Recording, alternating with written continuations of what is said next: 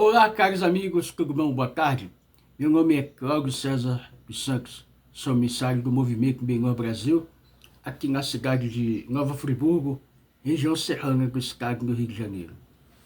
Eu trabalho com apoio do Ravi Ercov, gerente Scarlett, e também do Moré Antônio Márcio Braga.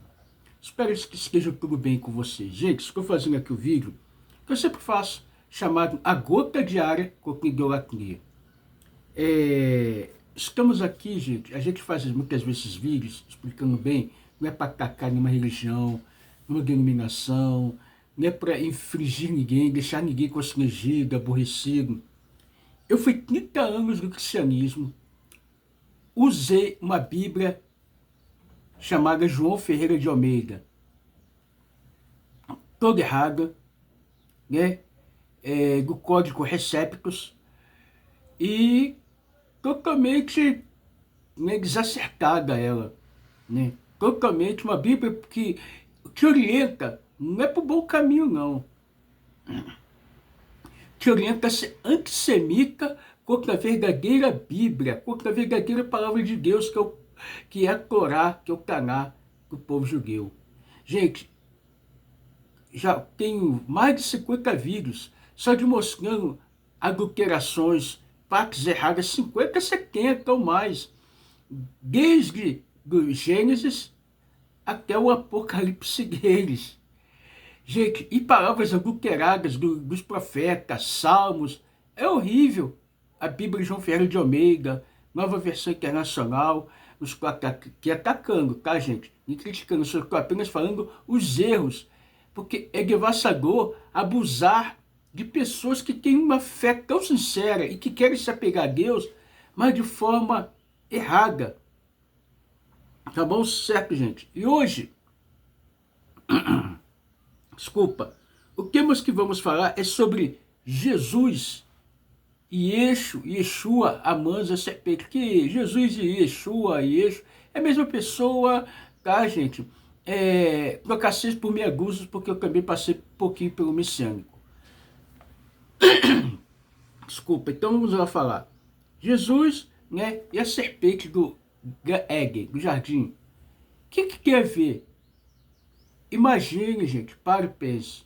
Não fique com medo do inferno, porque eu já fiz um vídeo aqui acerca do que é o inferno também, na visão judaica, porque a visão cristã está totalmente errada com relação ao inferno, que no hebraico é chamado Gehinnom, tá? E muitos não sabe, só quer saber de ficar pregando, apontando o dedo, pulando, sapateando, falando que Deus revelou. Para com isso, gente. Para com isso. Não te revelou nada. Nada. A impureza é que fala na tua boca. A impureza. Vamos lá. De acordo com o apócrifo de João, Jesus teria aparecido ao apóstolo logo após a crucificação, e assim teria explicado a verdadeira história de tudo o que havia acontecido antes. No texto, Jesus diz que existe um único ser perfeito, o monade, do grego que criou um grupo de seres chamados aeons. O primeiro de seres seria uma entidade feminina chamada Barbel, que trabalha como o monade para criar seres como a mente e a luz. Esta luz, segundo o texto gnóstico, seria o próprio Jesus. O texto continua afirmando que um desses aeons, Sofia, quebra a ordem da criação ao formar algo sem envolvimento de um espírito masculino. Vamos lá, gente. Continuar aqui. O resultado é um grupo menor de seres espirituais chamado Arcontes, entre eles o perverso Yaldabaoth. Yaldabaoth é escondido por Sofia, que teme a reação dos Aeons. Yaldabaoth cria então um mundo que lhe é próprio, o mundo em que vivemos agora, e que se posiciona como o Deus dessa criação.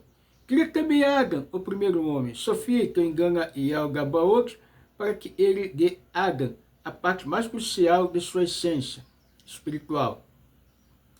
Isso deixa-os arcontes com raiva. Então eles prendem Adão no Éden.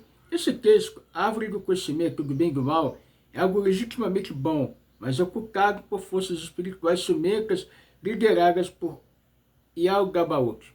No texto, lemos JC, né, vou parar de falar de Jesus, JC, Yeshua, João, e Yeshua conversando com João, da seguinte maneira: quando a chama da árvore, do conhecimento do bem e do mal, eles ordenaram ao homem que no começo dela fica no frente dela para escondê-la por medo de Adão pudesse olhar para cima, para a plenitude conhecer a nudez da sua indecência. No entanto, eu os fiz comer, perguntou ao Salvador: Senhor, não foi a serpente que fez Adão comer? Ele sorriu e respondeu: a serpente os fez comer para produzir a maldade do desejo de se reproduzir, o que tornaria Adão útil para ele. Assim, o texto, por meio de um enigma, afirma que foi Jesus que levou Adão a comer da árvore. Note que o texto, Jesus queria dizer: eu os fiz comer, e quando o apóstolo pergunta se não teria sido a serpente que fez isso, Jesus sorri e diz: a serpente os fez comer. Você entendeu o enigma?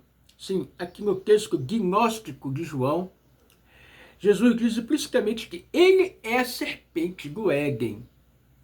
O que diz o NT, né? O chamado Novo Testamento? Porque foi o livro que Deus não mandou escrever, tá, gente?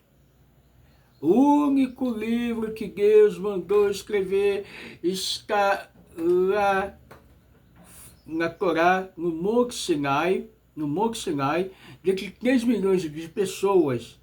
Aí vem os livros depois, né, os livros de Yoshua e todo o Tanakh que foi compilado e fechado, o cânon judaico por Esdra, Neemias, né, e o pessoal da igreja hebreia, composto por Zerariah, Zacarias, Ageu, Malaí, Malaquias, e assim por diante. Então, fora disso, todos os outros textos que inventaram sobre o que é o Novo Testamento é uma falácia, porque todos os termos do Novo Testamento, todos os livros, não são autênticos. Os pergaminhos do Mar Morto, né? E muitos deles, o livro de Marcos 16, por exemplo, não existia o livro de 16, arrumaram, foi uma armação muito grande para arrumar prosélitos, né, se convertesse para disputar com o judaísmo. Então, gente, fui cristão durante 30 anos e estou aqui para consertar, desculpe falar, gente, a burrada que eu vivi, que eu fiz 30 anos dentro do cristianismo, aprendendo tudo errado. O que diz o Novo Testamento? O Evangelho canônico de João nos diz que Jesus, em certa ocasião, proferiu as seguintes palavras: que come a minha carne e bebe o meu sangue tem a vida eterna. 6,54. O que é vida eterna? Agora, comer carne e sangue, mesmo que seja uma representação, só um minuto, gente, mesmo que seja representação, simbolismo, tá errado, tá, gente? Porque ninguém aqui é canibal. E onde está escrito na Torá sobre comer carne e sangue de alguém? Aqui não é canibalismo. Então, o que é ter a vida eterna, senão ser igual a Deus, cuja natureza é eterna e imortal? No Éden, a serpente disse: certamente não morrereis. Eu temo também naquela narrativa que tinha a ver com o ato de comer algo, nesse caso, o fruto da árvore do conhecimento. No Éden, o que podia ser derivado do ato de comer do fruto seria ser como Deus, além de conhecedor do bem e do mal, também rivalizando com o próprio Deus. Em termos de eternidade, anteriormente, no mesmo capítulo, Jesus disse: este é o pão que desce do céu, para que dele comer não morra. 6,56, né, João 6,50. Ou seja, mais uma vez, o ato de comer algo está em pauta, assim como no Éden. E este ato de comer implica na obtenção de certo conhecimento místico, reservado apenas aos que dele participam. Isso encerra também a promessa de que alguém, mesmo estando morto, viverá. Ou seja, há um elemento aqui com as propostas da serpente edênica, a serpente Goeg. Ser como a serpente. Em dado momento das suas pregações, enviar seus discípulos para evangelizar as aldeias ao redor, e Deus não mandou ninguém evangelizar ninguém, né? Hashem, Kadosh Baruch Hu, pela sua Torá, pelo livro dos Salmos, não mandou evangelizar ninguém. Isso daí é uma invenção muito pobre do livro de Mateus, de outros livros, né? Muito pobre, porque nem Mateus escreveu esse livro. Vamos lá. Jesus diz, sejam astutos como serpentes, Mateus 10:16, sabendo da natural posição judaica que seria oferecida às suas pretensões, ele recomenda aos seus alunos que sejam astutos. E o termo grego usado aqui corresponde ao mesmo usado pela versão grega do Gênesis, em referência à serpente do Éden e astúcia. Quer dizer, se astuto como a serpente, se como a serpente do Éden. Olha, né? O mesmo termo. Quem é a serpente, hein? Para vocês que estão aí, observe, gente, me dói porque eu fiquei clicando nessa emboscada, nesse balaio de gato. Deus me livre. A serpente era o mais astuto dos animais que Deus havia criado. Gênesis 3:1. Uma lei foi dada a Adão e a Havá no Éden, para que no começo daquele determinado fruto, pois caso dele comessem, eles certamente morreriam. É que diz o nosso texto. E desafiando a lei dada por Deus, a serpente diz, certamente não morrereis. Convenhamos que isso soa muito próximo do eu, porém, vos digo, de Jesus, Yeshua, Yeshua, e assim por diante, tá, gente? Não adianta falar. Quando ele assim chamado Sermão da Montanha, busca alterar a forma da lei dada por Deus desde o princípio dos tempos. JC, né, Jesus Jardim do Éden, o Amanzer, né? Você já parou para se questionar sobre as estranhas conexões de Jesus com o local específico no Monte das Oliveiras? Em primeiro lugar, as encostas deste monte têm sido usadas há séculos como uma necrópole ao sul e também ao oeste, ou seja, cemitérios. No período dos reis, o monte foi usado como centro de culto aos deuses Quemós e Moloque, onde queimava incenso para ambos. 1 Reis 11, 7, 8. O texto do 2 Reis 20:15, vemos que o rei Josias dos meus altares a Quemós, Milcom e Ascarat, que tinham sido erigidos por Salomão, exatamente sobre esse monte, que na passagem recebe o apelido de Monte da Corrupção. Mashrit, no sopé deste monte havia ainda um jardim chamado Getsêmani, e era aquele local favorito de Jesus. Segundo podemos entender, e a partir dos evangelhos, foi dali que ele teria sido levado para seu julgamento e posterior condenação à execução. Mas pare para pensar, um jardim rodeado por cemitérios, que antes funcionou como centro de culto pagão e idólatra, curiosamente o centro de culto de 15 divindades, esse que teria sido o local que Jesus preferiria passar grande parte do seu tempo, gente. Quando em Jerusalém não parece isso como um local que antes da sua corrupção era perfeito e que agora já é transtornado com impurezas e lembranças abomináveis. Parece o inverso, o contrário do Éden, o jardim perdido, não é mesmo? A serpente desmascarada, vamos lá. Imagine, gente, pare, pense, abre as cortinas da tua janela, vê o horizonte. Você também já parou para pensar que esse jardim, no tanto sinistro que Jesus passou seus últimos momentos, segundo o Evangelho, foi também o palco de uma cena inusitada, que até hoje divide opiniões? Marcos 14, 42 e 50, trata da prisão de Jesus, e os versos 51 e 52 dizem que um rapaz que o seguia estava usando apenas um lençol como veste, e que depois que os soldados tentaram segurá-lo, ele deixou ali o lençol e fugiu completamente nu, peladão, né? Esta passagem parece desnecessária narrativa, independente das interpretações que seguem a ela. O fato é que a nudez exposta do rapaz quer muito a nos dizer.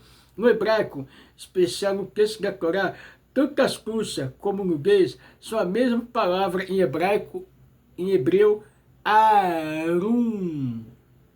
Arum. Convém ter em mente que o rapaz seguia Jesus e Eixo, JC, Amans e assim por diante. Escava com ele, assim de forma velada, seria como o mesmo se que disséssemos que era alguma característica dele, e mesmo que não tenha sido a intenção do autor. Coincidentemente, ali no jardim, o ato de se revelar no bem sugere ao leitor coincidentamente semica, a nítida ideia de astúcia exposta, da sutileza do erro revelada sem máscara. Bom, JC e o arquétipo da serpente. Com a mais plena certeza, a serpente não é o tipo de animal mais querido no texto bíblico, igualmente com a mesma certeza. Sua fama não é das melhores. Embora o judaísmo não veja esse animal como uma representação do mal em si, a escritura como um todo coloca sobre ele o peso do representar de alguma forma o desejo incontrolável e o potencial traidor dos sentidos. Quando esses se exaltam sobre a razão, já o cristianismo seguramente vê a serpente como símbolo do mal, onipresente na existência humana, o arquétipo do próprio demônio, para ser mais preciso. Ai, você não vê demônio em tudo, né? Gente, eu participava de orações com o pessoal aí, você viu, da denominação que eu não quero falar? E eles veem demônio até na Coca-Cola, no gás que abre da Coca-Cola. Deus me livre, tá doido. Então vamos lá, gente. E diziam que era profeta, hein? Vivendo pela madrugada dentro. Já que o Senhor segura ver a serpente como símbolo do mal onipresente, na existência humana, o arquétipo do próprio demônio, para ser mais preciso. Fato é que em lugar alguma das escrituras judaicas, a Torá e profetas, a serpente é vista com um símbolo arquétipo de bem. Uma pequena amostra, lembre-se da serpente do Éger, Gênesis 15, ou da serpente veloz, de Jó, 26:15. Nos Salmos, a serpente como metáfora da criação, Salmos 143. Em Isaías, como a serpente fugitiva, Isaías 27:1. Vemos por meio desta pequena amostra textual que, por unanimidade, toda a escritura declara que a serpente não é metáfora de coisas boas, muito pelo contrário, é símbolo de tudo aquilo que deve ser evitado ou rejeitado. E porque sabemos que isso é também, na verdade, em relação à serpente de bronze, relatada em Números 21:8?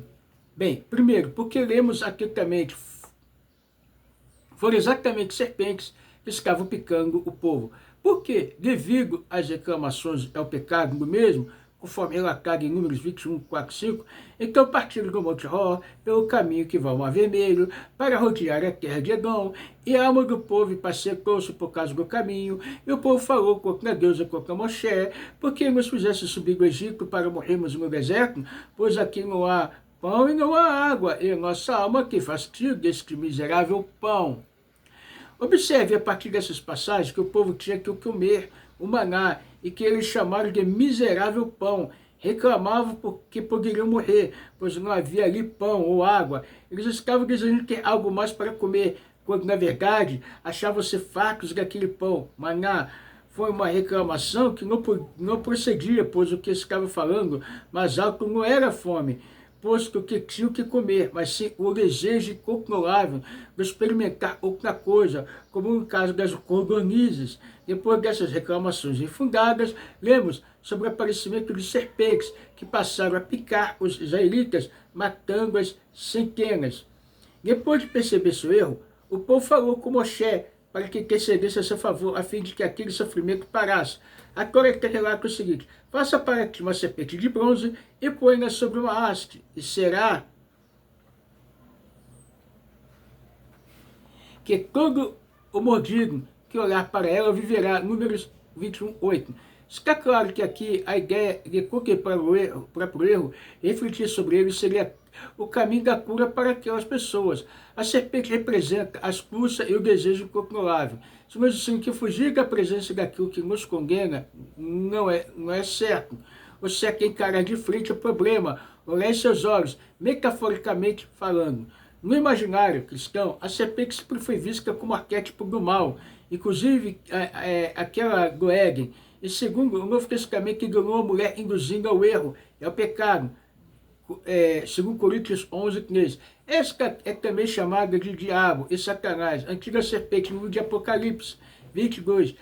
Jesus, num dos seus virulentos discursos contra os fariseus, chama todos eles de serpentes. Mateus 23, 33. Em Lucas 10, 19, serpentes são uma representação de um inimigo que deve ser vencido e pisado a pés. Porém, a respeito de toda essa óbvia ligação com o mal, o que foi mesmo que Jesus aconselhou aos seus seguidores? Eis que vos envio como ovelhas ao meio de lobos, portanto seja astuto como as serpentes e simples como as pombas. Mateus 10, 16. Analisarmos o texto grego desta passagem, notamos que ali, se a palavra phronimoi, astutos, o mesmo termo usado na Septuaginta, referência à serpente egênica, phronimocatus, em Gênesis 1, assim aquilo que em algumas partes do NQ é aparente, detestável na serpente, ou seja, astúcia ou sua forma de agir, sorrateira, enganosamente, passa a ser louvável e até desejável, aqui nesta recomendação de Jesus aos seus discípulos e seguidores. Em outro discurso, Jesus equipara a serpente levantada por Moshe no deserto, João 3, 14. E como Moshe levantou a serpente no deserto, assim importa que o Filho do Homem seja levantado. E esta figura é tão presente no imaginário cristão que muitos até associam a usada por Moshe à cruz sobre a qual Jesus queria ser crucificado. Mas ainda atribuindo a imagem de bronze, o poder de cura associa a ideia de Jesus, que queria supostamente poder para curar não apenas enfermidade, mas também o pecado. É que a doença da alma. Porém, nem mesmo aquela serpente do deserto significa algo bom ou positivo. Ela é exatamente a imagem da submissão humana aos desejos, da sua entrega aos instintos mais baixos e animalescos. A Tosfeta, em Gates e Kni, comenta a razão pela qual Deus ensinou Moshe a construir uma serpente, o símbolo de tudo que é negativo. Desde tempos imemoriais foi para demonstrar que este símbolo muito negativo os curaria milagrosamente de picadas de serpentes, ser usado da maneira adequada. Nesse caso, a serpente de bronze foi uma espécie de personificação do mal cometido pelos israelitas naquela ocasião. Esta personificação do mal cometido pelos israelitas, incorporada pela serpente de metal da haste, é algo muito contundente. No contexto desta mensagem, o remédio ou a cura para o pecado está no fato de que precisamos encará-lo de frente. É apenas contemplando o objeto do nosso erro que passaremos a entender as implicações dele. O mal que nos causa, e não somente a nós, mas a todos à nossa volta. Lição da história é que Moshe recebeu uma ordem que dizia: faça para ti ou por ti mesmo, isto é, por tua conta e risco, este objeto. Ele poderia ser um meio de atingir a cura pela conscientização do pecado, mas ao mesmo tempo o povo correria do pecado de idolatria, caso por algum momento visse naquele objeto o fim em si mesmo. Fato é que viram e passaram a queimar incenso para ela, como a divindade, até os dias de Ezequias, quando foi destruída. Assim sendo, qual seria a razão de Jesus ter usado a figura da serpente em seus discursos e de ensinar que seus discípulos deveriam ser idênticos a ela, usando o mesmo termo qualitativo daquela do Éden, de comparar a si mesmo com tal arquétipo do que seria pelo próprio NT algo negativo? Gente, sabemos que, não, como nós lemos, entendemos, né, pelo judaísmo, a serpente é negativo, tal, tudo bem, não é o diabo como a pessoa, o cristão fala, Satanás, isso é besteira, você não fala só besteira, né, gente? Estou aqui atacando, estou aqui, né, mas por que interpretação correta? Porque mesmo coisas que tiraram da Septuaginta, nós sabemos que a Septuaginta fez erros provocativos para não morrer na mão do rei. Então, gente, aqui queremos explicar quem é astuto na verdade, quem é mau. É JC, Yeshua, que ensinou tudo errado e ainda lutou contra os Puxim, os fariseus, que são descendentes, muitos de judeus, né, ali, que serviam a Shem, e muitos que eram dos parentes de levitas. Então, gente, por favor, vamos entender, compreender que a Torá é o livro de Hashem. Tudo de bom para vocês. Gente, temos a nossa plataforma Benhor Brasil, com Raviakov, Academia de Noé, é gigante, né? Nível 1, nível 2, com Moranto, Nossa Braga. E aqui a nossa Bentimor, Friburgo, com estudos, rezas, orações, encontros maravilhosos, espaço para criança. Vem ficar conosco, é um prazer vos receber. Tudo de bom. Compartilhe nosso vídeo, assista até o final, compartilhe o vídeo, dê seu joinha e uma coisa que quero falar para vocês, vem estar conosco de todo o coração, tá bom? E tá chegando o novo Seminário Benhor, venha participar, gente, é muito grande. Tudo de bom para vocês, Machia já.